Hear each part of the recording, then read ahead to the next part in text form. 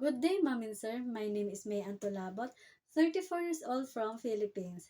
I am married and I have two children, ages 13 years old boy and 8 years old girl. I am college undergraduate in business management course. My past job is here in the Philippines for 3 years. There are four members of the family, two adults and two children, ages 4 years old and 2 years old girls.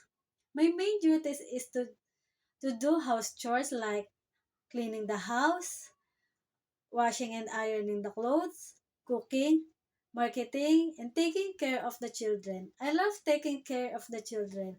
I can sing them like Twinkle, twinkle, little star, how I wonder what you are.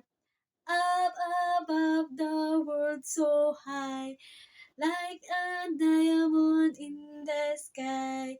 Twinkle, twinkle, little star, how I wonder what you are.